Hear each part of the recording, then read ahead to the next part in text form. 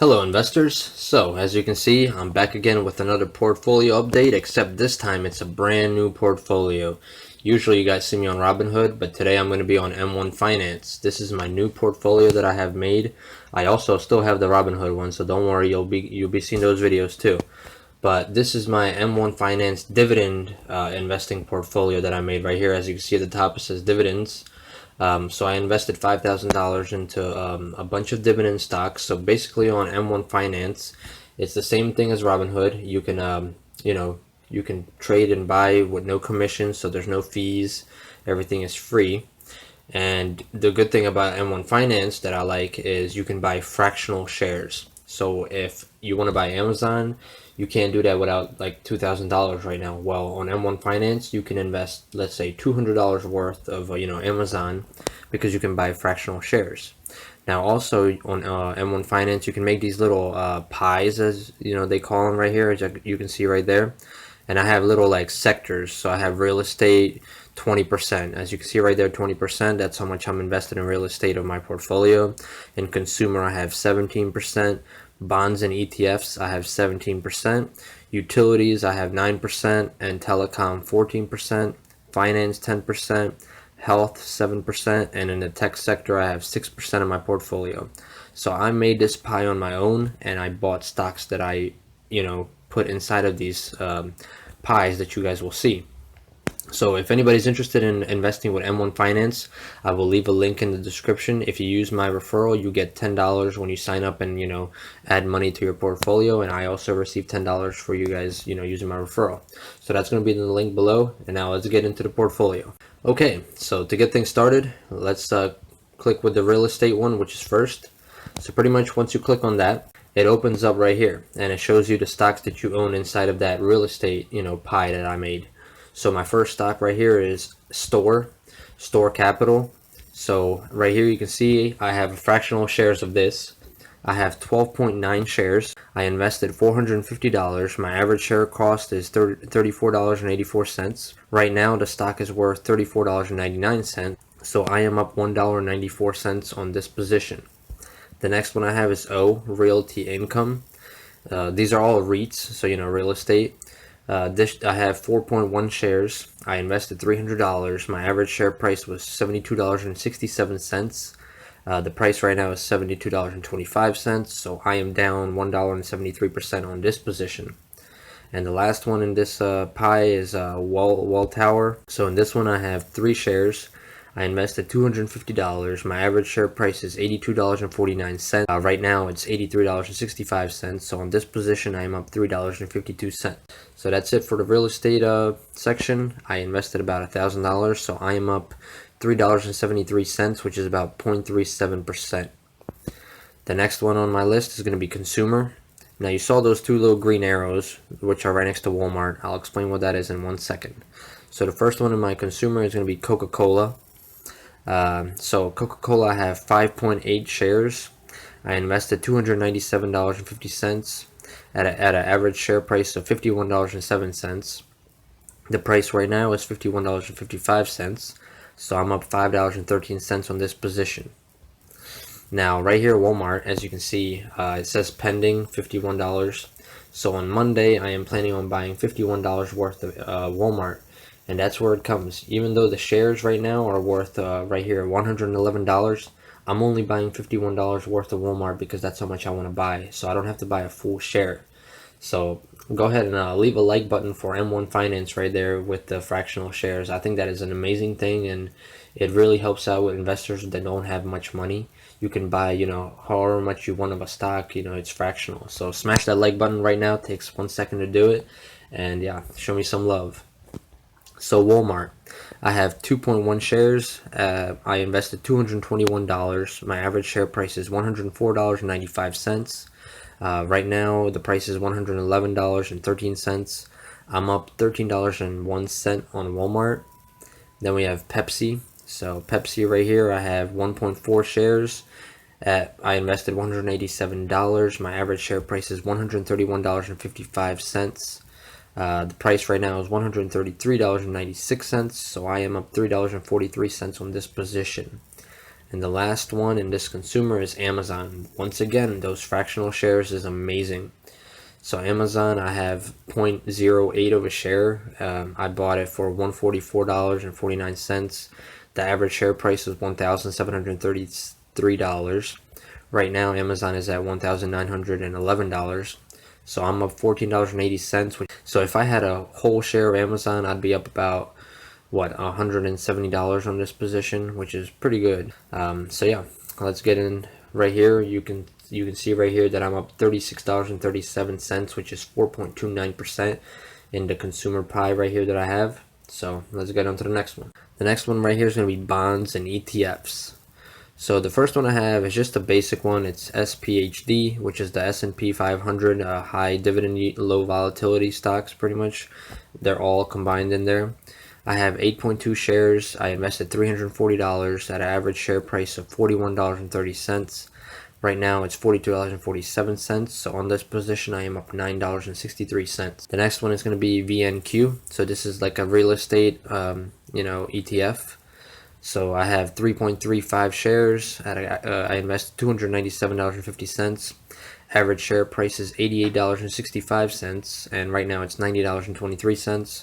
On this position, I'm up $5.30. And the last one is LQD. So this one is like a bond investment pretty much. I have 1.75 shares. I bought $212.50 worth. My average share price is $121.04. Right now it's $123.64.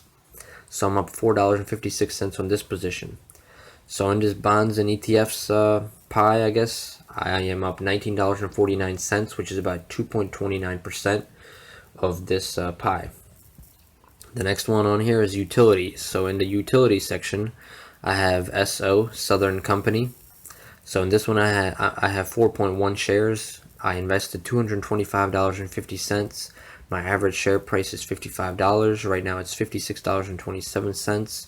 So on this position, I am up $5.21. The next one on my list is D, Dominion Energy.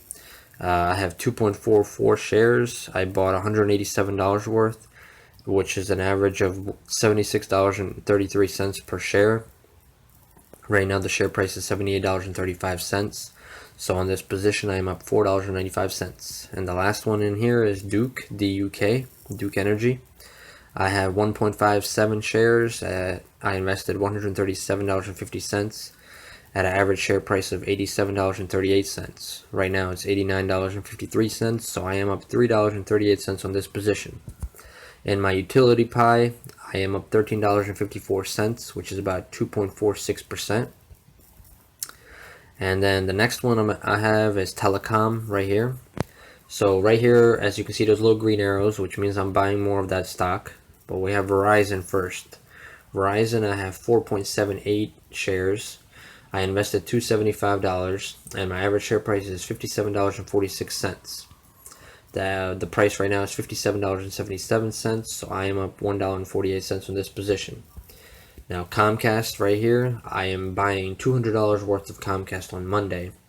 So I am selling a different stock in a different section I'm going to be showing you so I can invest more in the Comcast.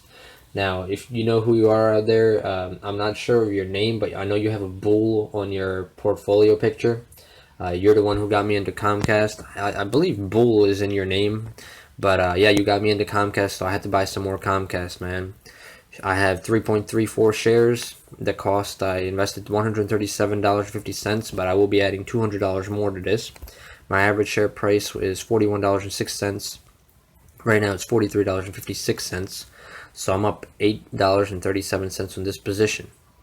And the last one is AT&T. So I have 4.28 shares.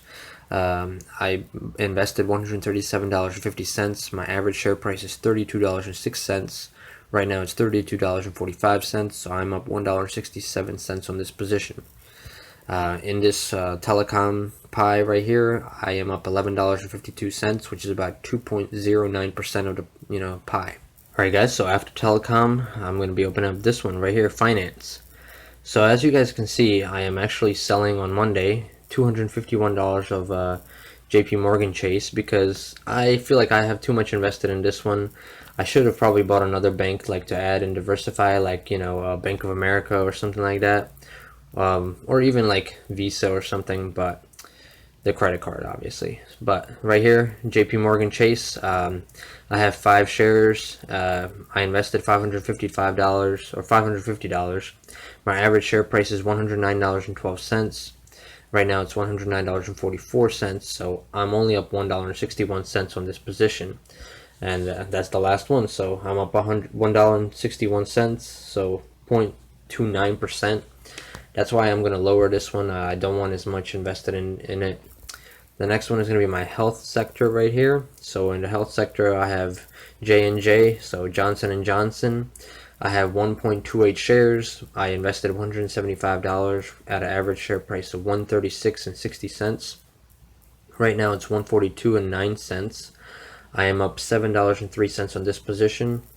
And the second one is Pfizer. So on Pfizer, I have 4 shares. I invested $175. My average share price is $42.93.